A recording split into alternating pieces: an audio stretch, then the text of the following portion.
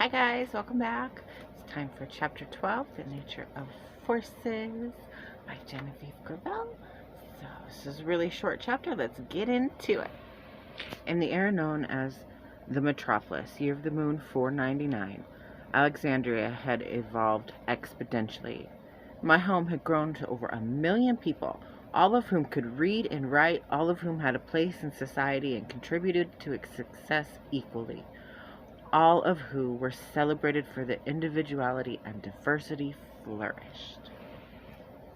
Gone were the simple dresses of cotton and linen.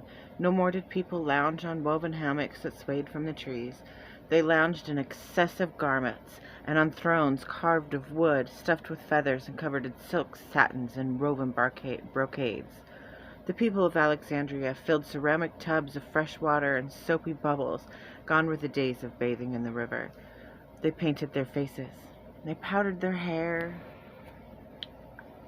I loved watching as they played games of cards and dice, gossiped, and drank coffees and wines in the town circle.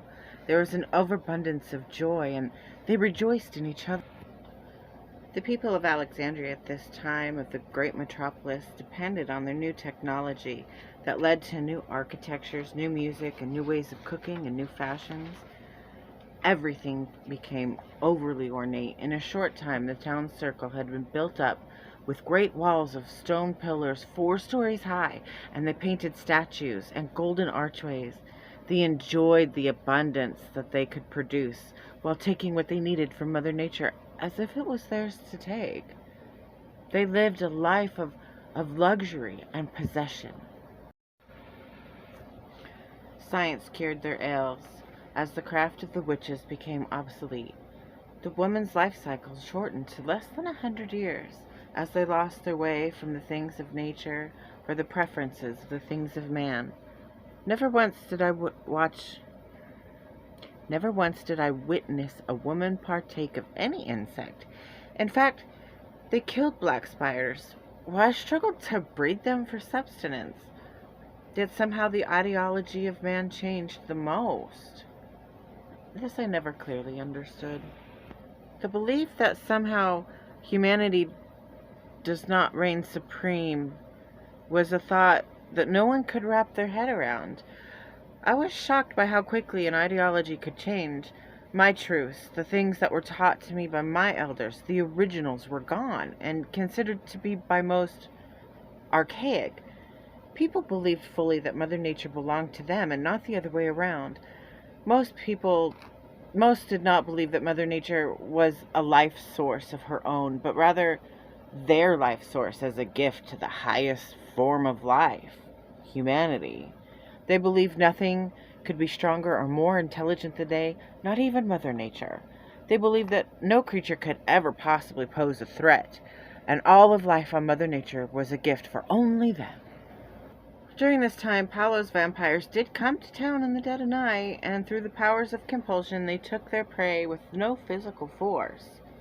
They left no witness behind, only the memories of those lost people who became the vampire's prey. They were posted on the Colosseums and Have You Seen Me posters.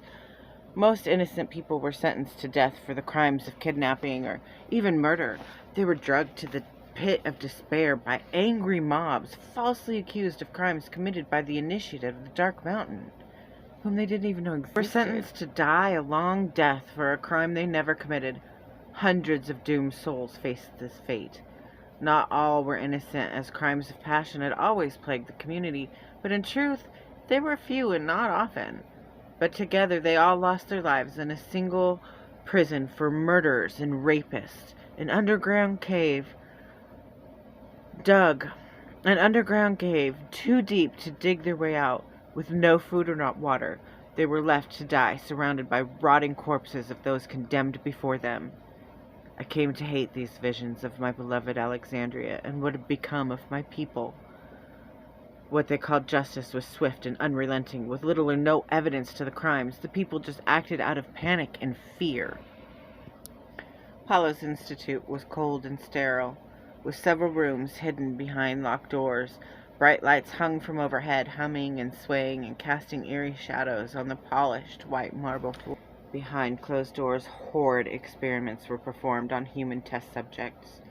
The vampires had a hard time kidnapping people and keeping them alive long enough to reach the lair, so the few subjects they had were subject to multiple experiments. They were strapped to hard-made metal tables, offered only bread and water. They were beaten and raped. They had tubes going into their fragile bodies with fluids going in and blood coming out. The women were harvested for their eggs, and the eggs were mixed with Palo semen in beakers and glass bottles before being placed into another woman's womb. Some of the embryos did not take. Some grew only to die before incubation. A few were born as horrid, deformed creatures, and they were dissected alive, all in search to find Palo his precious cure. One of 1,000 was born in perfect health. She was beautiful, with bright red hair, sparkling green eyes, and soft rosy cheeks. She had won Palo's heart. He raised her as he would raise her own. He called her Sari. Sari was a new species with an old spirit, one that had possessed a deeper connection with Mother Nature. At a young age, she acquired physical abilities, psychic abilities, and spiritual powers. At 8 years of age, Palo sent her into the deep wood for 30 days. Sari grew strong and confident. She was the only of her kind, half vampire, of exquisite beauty, with the legs of a goat. She lacked emotion. She survived on primal instinct.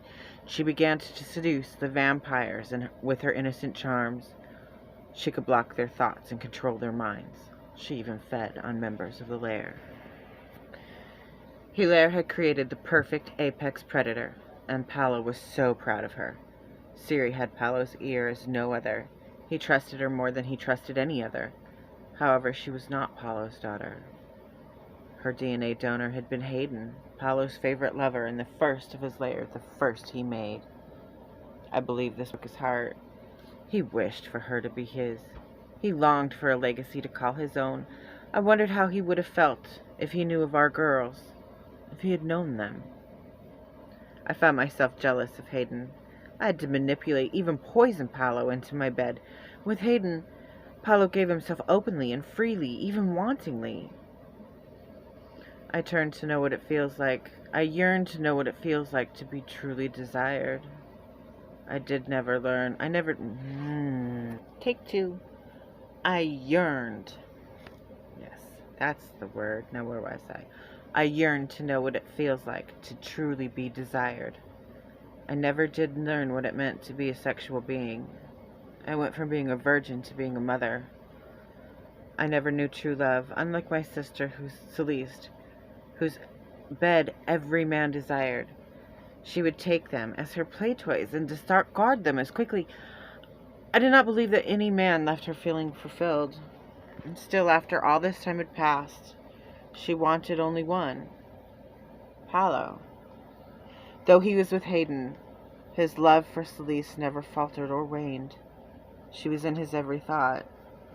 I wondered if Hayden could feel the distance Palo kept from him, despite Palo's genuine love for Hayden. My visions of them all filled me. My visions of them all filled me with a deep and great sadness.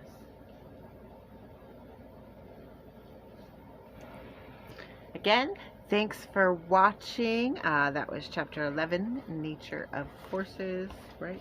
No, that was chapter 12. I have no brain. Chapter 12, Nature of Forces by me, Genevieve Gravel. Make sure you subscribe for more. I'll be back shortly with chapter 13. If you don't want to wait, you can always buy the book. It's available on Amazon. The link is in my bio. Okay, I love you. Bye.